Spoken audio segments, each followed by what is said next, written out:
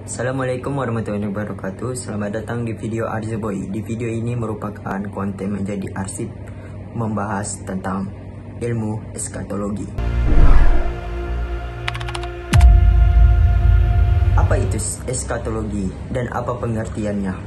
Apa sebenarnya ilmu eskatologi itu sebenarnya? Yaitu dari kata eskatos berarti terakhir dan logi berarti ilmu. Merupakan bagian dari teologi yang berkaitan dengan peristiwa-peristiwa pada masa depan dalam sejarah dunia atau nasib rakyat dari seluruh manusia, yang biasanya dirujuk sebagai hari akhir atau akhir zaman. Dalam Islam baru belakangan ini, istilah eskatologi digunakan sudah sejak lama oleh beberapa ulama terdahulu membahas tentang perkara ini dalam kitab-kitab tafsirnya, misalnya Ibnu Katsir rahimahullah dan Ibnu Nafis. Di sisi lain, kaum Nasrani sudah lama mempelajari tentang ilmu eskatologi ini, termasuk di dalamnya membahas tentang Armageddon atau yang disebut hari kiamat, Gog and Magog atau yang disebut Yajuj and Majuj,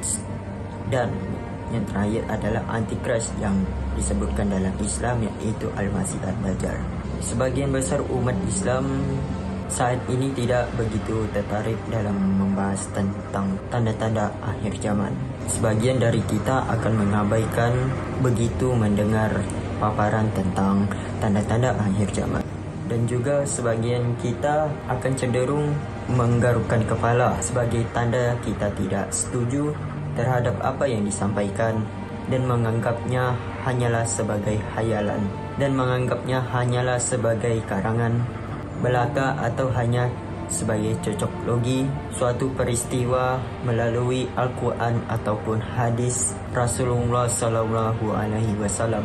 Bahkan kita akan skeptis dan apatis dengan menyatakan jika memang tanda-tanda akhir zaman itu memang benar, terus kita bisa apa? Rasulullah SAW bersabda, Dajjal tidak akan muncul sehingga manusia melupakannya dan para iman meninggalkan untuk mengingatnya di atas mimbar-mimbar.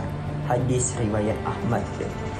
Hadis ini mengingatkan pentingnya kewaspadaan umat Islam terhadap fitnah Ad-Dajjal.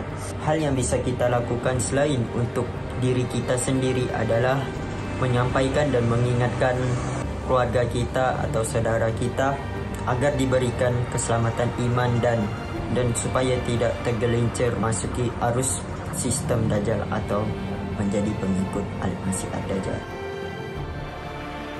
Dajjal itu terbagi dua, yaitu yang pertama, jika kita menyebutkan Dajjal yaitu sebagai mengacu kepada perilaku, sifat dan sistemnya. Jika kita menyebutnya yang kedua, yaitu Al-Masih Ad-Dajjal, yaitu merupakan sosok Dajjalnya, yaitu menyerupai tokoh atau seseorang itu tersebut. Belakangan ini hadis-hadis sahih terkaitan dengan tanda-tanda akhir zaman sudah banyak terbukti yang dinubuatkan oleh Rasulullah SAW, yang dinubuatkan oleh Rasul kita. Hadis tersebut sudah banyak terbukti. Hadis-hadis tentang hal semacam ini pada abad 1 yang lalu masih dianggap merupakan khayalan. Tapi di waktu yang sekarang saat ini, satu persatu sudah menandakan, sudah membuktikan hadis Rasulullah SAW sudah terbukti apa-apa saja yang terjadi di saat ini. Namun saat ini satu persatu sudah mulai terbukti. Berikut potongan hadis Rasulullah SAW yang mengisyarat pentingnya kita mendalami eskatologi Islam. Rasulullah SAW bersabda, dan tiada fitnah yang dibuat sejak adanya dunia ini, baik kecil ataupun besar, kecuali dalam rangka menyongsong fitnah Dajjal. Hadis riwayat Ahmad. Berdasarkan hadis tersebut diketahui bahwa fitnah Dajjal merupakan puncak atau final dari begitu banyak ujian yang terjadi selama penciptaan dunia. Makanya ulama-ulama eskatologi Islam mengaitkan eksistensi suatu kaum di masa lalu yang memiliki hubungan dengan suatu kaum di akhir zaman nanti.